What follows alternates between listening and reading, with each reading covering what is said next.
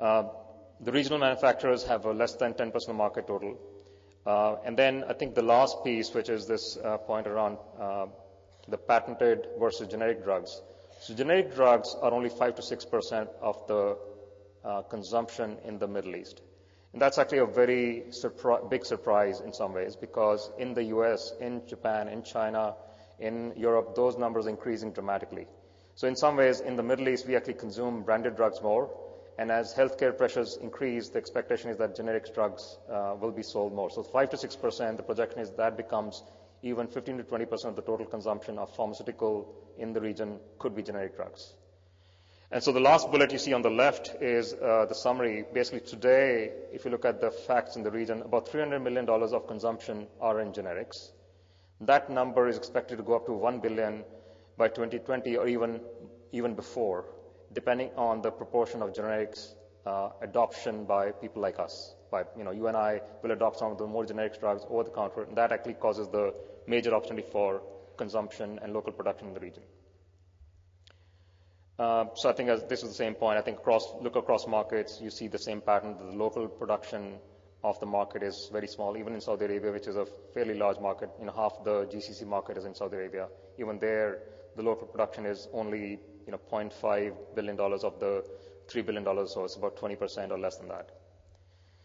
So I want to spend a few minutes on the global trends. And please, I apologize before. There are lots of facts here. I won't touch upon all of them.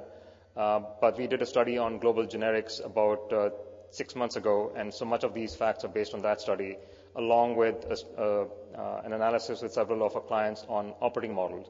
So I'll mention some key facts, but skip over many other pages, but you'll have these available. So some key trends, and I think this is important to sort of start as a baseline. So globally, there are several trends happening. There are a few that are relevant to our discussion today. First of all, pharmaceutical companies, generics or branded drugs, actually don't do everything in-house anymore. So they have this notion of a network, which is they work with partners, work with suppliers, work with customers even sometimes to develop. So R&D or chemical development is sometimes done with partners, CROs. So this notion of network development is very important today. It's partly a question of cost and partly a question of risk. And so everyone wants to mitigate their cost and their risk, and hence the network becomes important. And that's a basis for one of the opportunities for the region as well. Also, because of the increasing cost of R&D and the globalization of this market, there's a significant trend towards acquisitions, mergers, partnerships. So basically, same theme repeated in a different way. You need scale for R&D. You need scale for manufacturing. You need scale for market access. All of those things cause a trend towards acquisitions and so on. Globalization has meant for many of the existing pharmaceutical companies and the emerging companies, there's a particular interest in emerging markets. The GCC and the Middle East are one of them. India and Asia is another one of them. There's a significant trend towards that. So Ranbaxy was acquired by a Japanese firm about a year ago because they saw the tremendous potential of the market in India and the potential of the market in emerging countries, and they can't do it themselves. Healthcare reform. So I think in the region, in the GCC, healthcare reform is just beginning to happen. But if you look at countries like Germany in Europe or the US, the healthcare reform means a couple of things. First of all, it means that the expenses or the total spend is a big pressure. So 17% of the GDP in the US is spent on healthcare. Not affordable. I'm a US citizen and I pay a big amount of money every month for healthcare, and I don't get very little benefit from that. And that is true across the board. So a lot of pressure on that in Europe as well, where it's more of a social system. So generics and biosimilars, driven by some of the factors that we mentioned earlier, cost pressures, the fact that not everyone has access to healthcare. So in the US, for example, 20% of the population does not have access to any healthcare.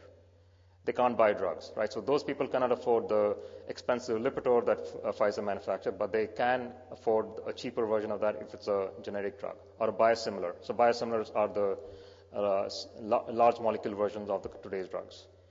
And lastly, in the last several years, as you probably have seen in Europe and in the US in particular, Japan also, and growing across the world, increased pressure on regulation and quality. So in the last 2 years, for example, Ranbaxy's exports to the US have pretty much been zero because they're going through a big FDA-driven regulatory quality issue.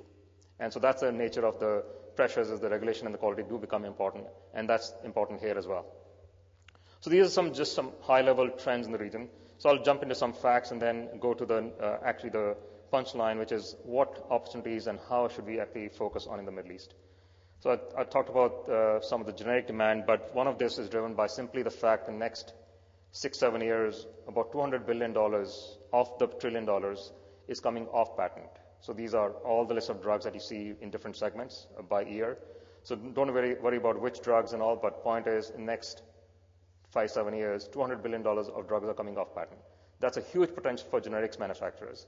And by the way, a quarter of those, actually more than a quarter, 1/3 of those are cardiovascular drugs, which I know the consumption of those is much higher in the region compared to other drugs.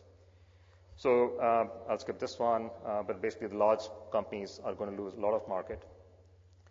As a result of the fact, so there are three kinds of pharmaceutical companies at the end consumer level, at least the terms we use routinely. One is innovator pharmaceutical. These are the branded drug manufacturers.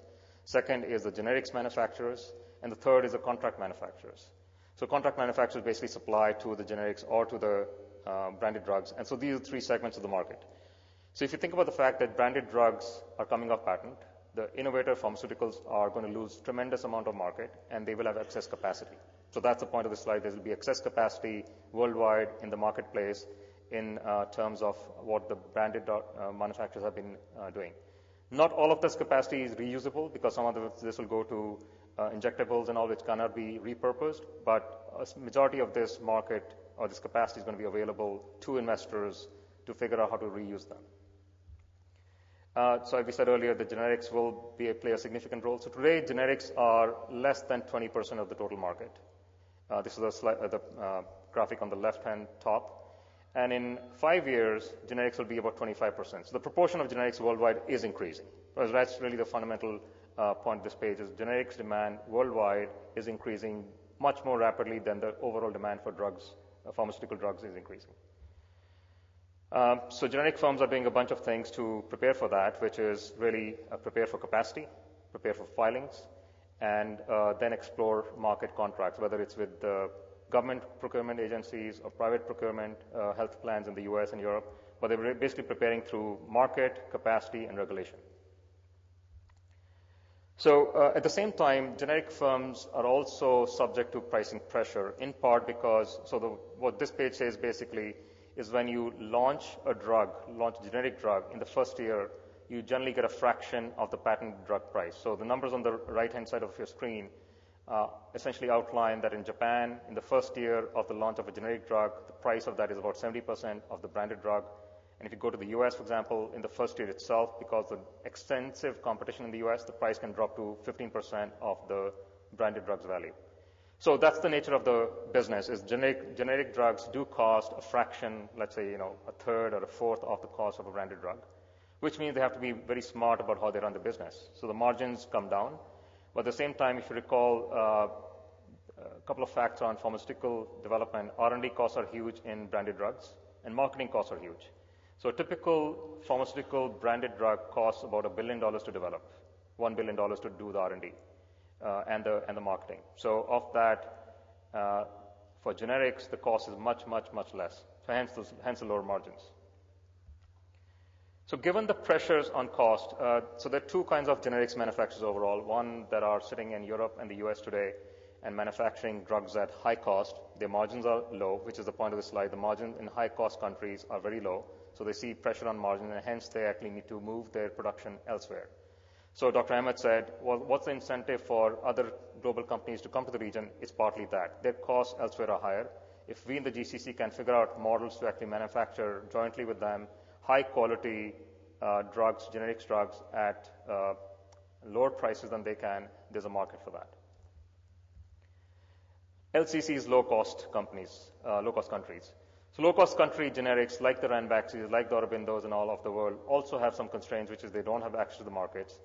And so in some ways, if they want to come to the GCC, they have to partner with companies like some of the local companies here. So again, there's an opportunity between the high-cost countries and the low-cost countries in the local marketplace to establish that partnership. So again, this is, as I said, the three segments are the innovators, the generics, and the contract manufacturers. And generics players typically are looking at two strategies. This is of interest to us in the region. So the generics players elsewhere are looking at two strategies. One is alliances. So alliances become important, which means they will look for partners in the region who have the presence, who have the scale, who have the quality, who have the access to partner with them to reach the market. And secondly, some of them will restructure, which means they will actually do different activities at different parts of the world.